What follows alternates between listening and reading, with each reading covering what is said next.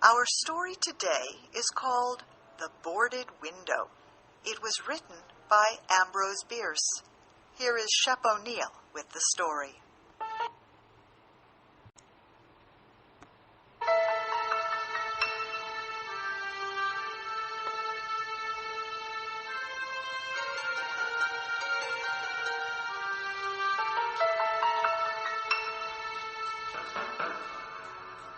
In 1830, only a few miles away from what is now the great city of Cincinnati, Ohio, lay a huge and almost endless forest. The area had a few settlements established by people of the frontier. Many of them had already left the area for settlements further to the west, but among those remaining was a man who had been one of the first people to arrive there. He lived alone in a house of logs, surrounded on all sides by the great forest. He seemed a part of the darkness and silence of the forest, for no one had ever known him to smile or speak an unnecessary word. His simple needs were supplied by selling or trading the skins of wild animals in the town.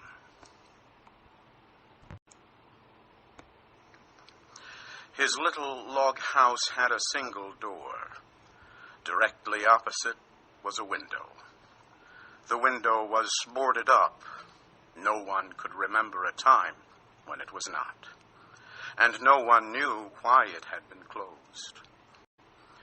I imagine there are few people living today who ever knew the secret of that window. But I am one, as you shall see.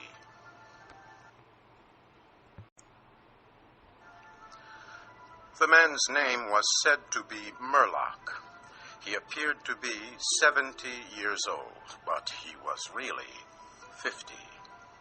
Something other than years had been the cause of his aging. His hair and long, full beard were white. His gray, lifeless eyes were sunken. His face was wrinkled. He was tall and thin, with drooping shoulders, like someone with many problems. I never saw him. These details I learned from my grandfather. He told me the man's story when I was a boy. He had known him when living nearby in that early day.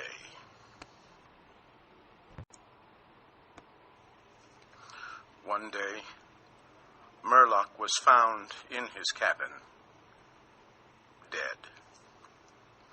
It was not a time and place for medical examiners and newspapers. I suppose it was agreed that he had died from natural causes, or I should have been told and should remember. I know only that the body was buried near the cabin, next to the burial place of his wife. She had died so many years before him that local tradition noted very little of her existence. That closes the final part of this true story, except for the incident that followed many years later. With a fearless spirit, I went to the place and got close enough to the ruined cabin to throw a stone against it. I ran away to avoid the ghost which every well-informed boy in the area knew haunted the spot. But there is an earlier part to this story, supplied by my grandfather.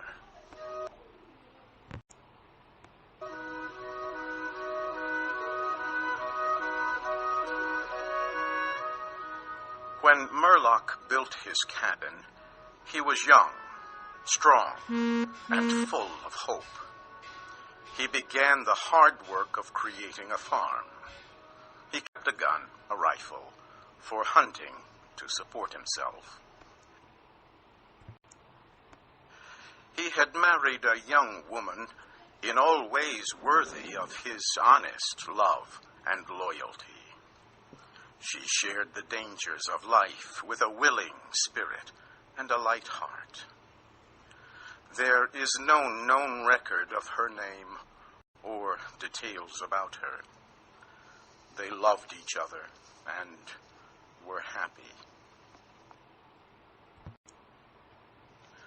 One day, Murlock returned from hunting in a deep part of the forest.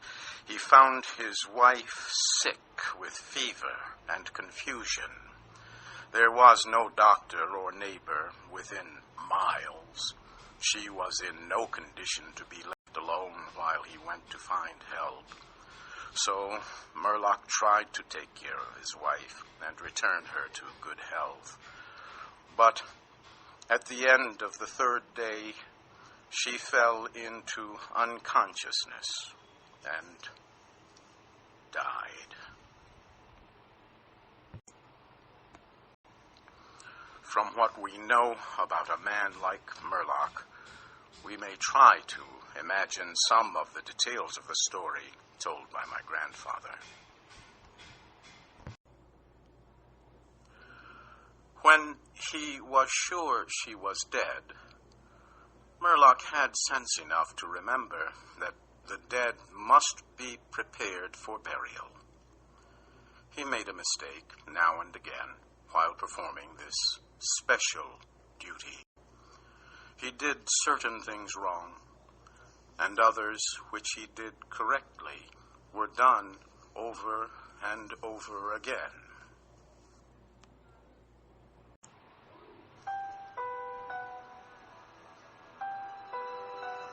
He was surprised that he did not cry, surprised and a little ashamed. Surely it is unkind not to cry for the dead. Tomorrow, he said out loud, I shall have to make the coffin and dig the grave, and then I shall miss her when she is no longer in sight. But now, she is dead, of course. But it is all right. It must be all right somehow. Things cannot be as bad as they seem. He stood over the body of his wife in the disappearing light. He fixed the hair and made finishing touches to the rest. He did all of this without thinking, but with care. And still through his mind ran a feeling that all was right, that he should have her again as before, and everything would be explained. Murlock had no experience in deep sadness. His heart could not contain it all. His imagination could not understand it. He did not know he was so hard struck. That knowledge would come later and never leave.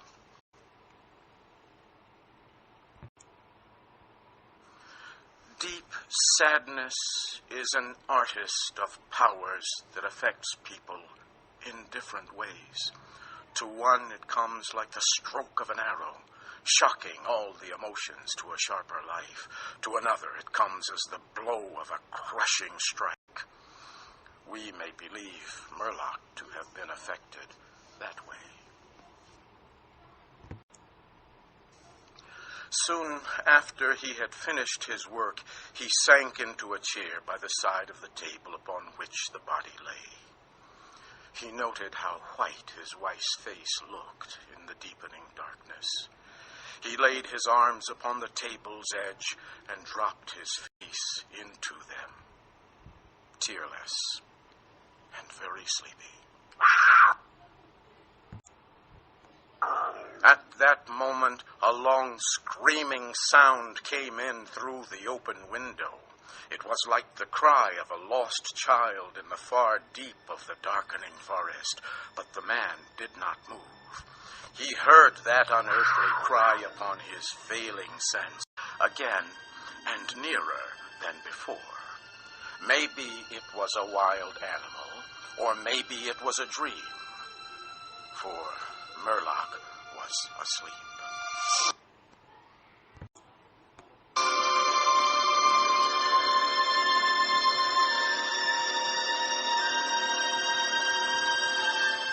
Some hours later, he awoke, lifted his head from his arms, and listened closely, he knew not why. There, in the black darkness by the side of the body, he remembered everything without a shock. He strained his eyes to see, he knew not what. His senses were all alert. His breath was suspended. His blood was still as if to assist the silence. What had awakened him, and where was it? Suddenly the table shook under his arms. At the same time he heard, or imagined he heard, a light, soft step, and then another. The sounds were as bare feet walking upon the floor. He was afraid beyond the power to cry out or move. He waited, there in the darkness, through what seemed like centuries of such fear. Fear as one may know, but yet live to tell. He tried, but failed to speak the dead woman's name. He tried, but failed to stretch his hand across the table to learn if she was there. His throat was powerless. His arms and hands were like lead. Then, something most frightful happened. It seemed as if a heavy body was thrown against the table with a force that pushed against his chest.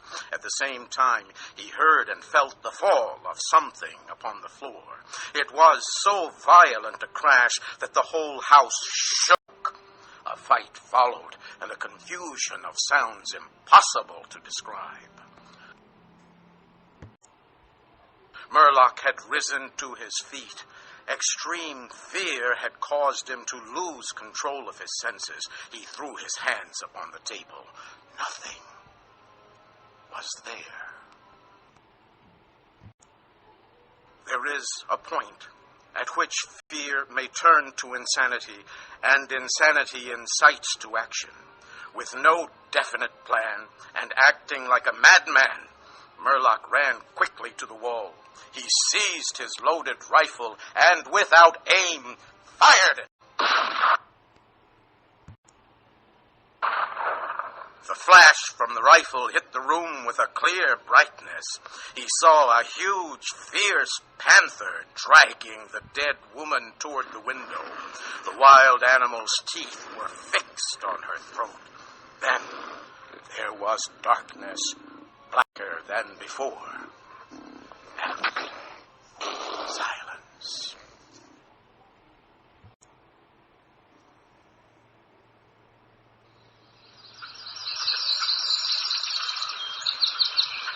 When he returned to consciousness, the sun was high, and the forest was filled with the sounds of singing birds.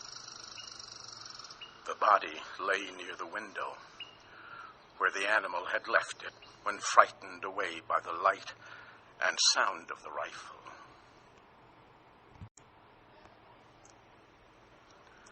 The clothing was ruined.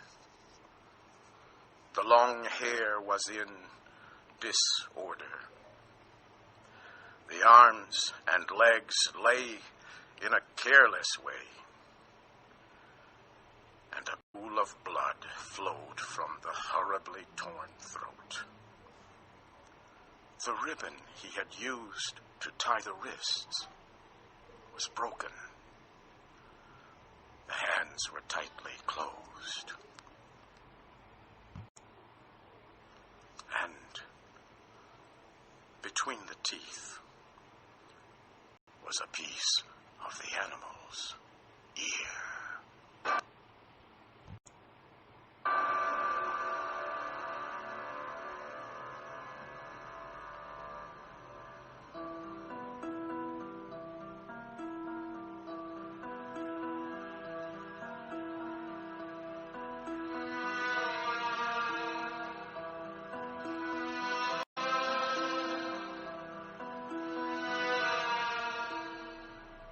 The Boarded Window was written by Ambrose Bierce.